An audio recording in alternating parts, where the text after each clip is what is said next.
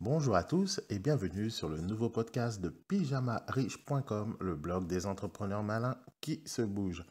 Donc aujourd'hui, on va inaugurer un nouveau format de podcast car je vais te présenter un top 5 sur un sujet qui fait le buzz en ce moment, c'est-à-dire Pokémon Go. Bon, rassure-toi, je ne vais pas te parler du jeu en lui-même. Personnellement, j'en ai rien à foutre. C'est pas du tout ce qui m'intéresse. En revanche, j'adore analyser les stratégies business autour d'un phénomène à succès. Et je te conseille d'ailleurs de prendre cette habitude, chercher à comprendre comment fonctionne un succès, de façon à appliquer certaines de ces recettes à succès pour toi-même, pour ton business, ton activité. Donc moi, je vais te lister le top 5 des chiffres clés de Pokémon Go ou comment gagner des milliards avec du gratuit. Alors c'est parti. Donc en numéro 1, il faut savoir que Pokémon Go a déjà généré environ 35 millions de dollars de revenus en 2 semaines de lancement.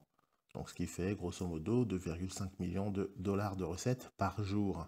Alors je ne te traduis pas en euros, mais bon, grosso modo, c'est à peu près pareil en ce moment. Donc moi, c'est ce que j'appelle un lancement bien réussi, car il faut savoir que tout ça a été fait avec une campagne marketing plutôt sommaire, plutôt simple, qui a été basée principalement sur le buzz. Tu as pu lire dans pas mal d'actualités, de blogs, de magazines, plusieurs faits relatés sur l'effet Pokémon Go, notamment des histoires d'accidents, des histoires insolites, etc. Donc tout ceci a contribué au buzz autour de Pokémon Go et ça a ainsi fait sa publicité à moindre coût, hein. Alors donc le fait numéro 2, il faut savoir donc que le jeu rapporte actuellement 1,6 million de dollars par jour à peu près, et ça même après quelques mois de lancement. Donc c'est simplement sur les utilisateurs de iPhone, hein. Ce chiffre, il ne tient même pas compte des utilisateurs Android, car l'application a été disponible maintenant sur Android également. Alors donc le succès de Pokémon Go est confirmé, car malgré le gros buzz, hein, du lancement, l'application est toujours super rentable et continue de générer des revenus énormes, même plusieurs mois après son lancement. Donc, le succès est donc confirmé et ça confirme aussi qu'il ne s'agissait pas d'un coup de chance ou de buzz éphémère. On estime, on estime actuellement que sur 2 ans, donc ça c'est le point numéro 3, on estime que sur 2 ans, la société Niantic, à qui appartient l'application Pokémon Go, va générer environ, hein, plus de 3 milliards d'euros. 3 milliards de dollars, pardon, de dollars. Tu imagines 3 milliards de dollars. Et tout ça grâce à une application gratuite. Donc c'est plutôt intéressant pour du gratuit. Alors le point numéro 4, là, bon, en fait c'est Nintendo, la société à qui appartient la licence Pokémon, au, Pokémon officiel. Donc la société Nintendo a également bénéficié, hein, de l'effet Pokémon Go, car son action en bourse s'est vue bondir de plus 53% en 3 jours. Donc, ça a provoqué aussi une augmentation de sa valorisation de 12 milliards de dollars. Donc ça, malheureusement pour eux, ça n'a pas duré longtemps, parce qu'en fait, les investisseurs se sont rendus compte que Nintendo, finalement, n'avait rien à voir avec Pokémon Go, mais que c'était une propriété de la société Niantic. Donc c'est Niantic qui a développé l'application Pokémon Go en payant bien sûr la licence Pokémon à Nintendo. Mais les revenus générés, le travail qui a été fourni, c'est la société Niantic, hein, qui l'a fait.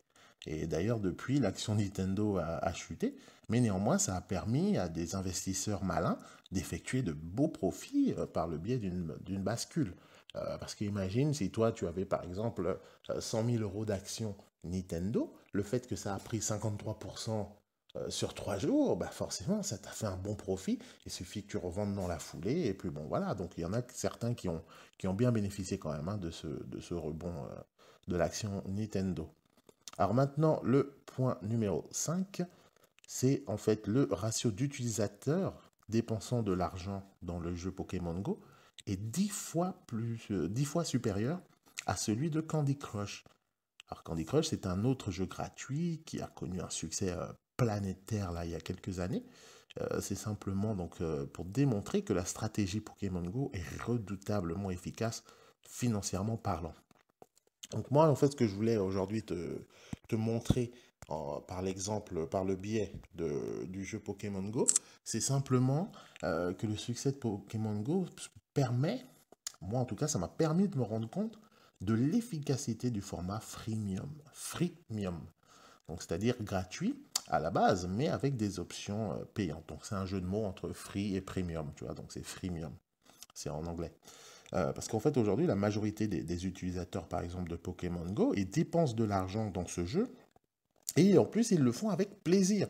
Et limite, ils ne se rendent même pas compte de leurs dépenses, ce qui a permis donc à la société Niantic de faire des milliards avec du gratuit, tout simplement.